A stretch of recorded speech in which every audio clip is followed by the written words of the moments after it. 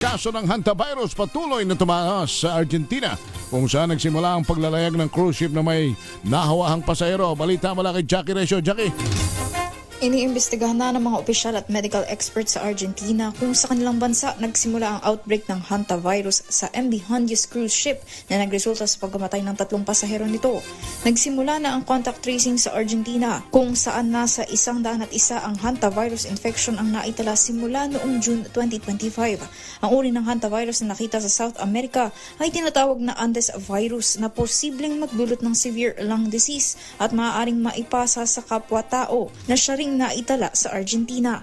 Kadalasang nagmumula ang hantavirus sa mga infected na daga at nahahawa ang tao sa pamamagitan ng paglanghap ng nunuyong ihi o dumi nito. Sa ngayon, inaalam na ng otoridad ng Argentina ang lahat ng lugar na pinuntahan ng pasahero at mga crew ng naturang barko, gayon din ang naging travel route ng mag-asawang unang nasawi sa virus.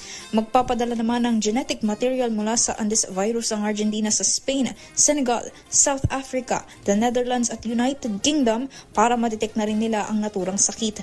Bagamat pinawi ng WHO o World Health Organization ang pangamba sa mala COVID-19 pandemic dahil sa hantavirus, nagpapatuloy pa rin ang pagmonitor at pagtugon ng mga eksperto sa outbreak nito sa cruise ship at sa Argentina. At yan ang balita mula sa ibayong dagat. Ito si Jackie Resio ng DZRH, una sa Pilipinas, una sa Pilipinas.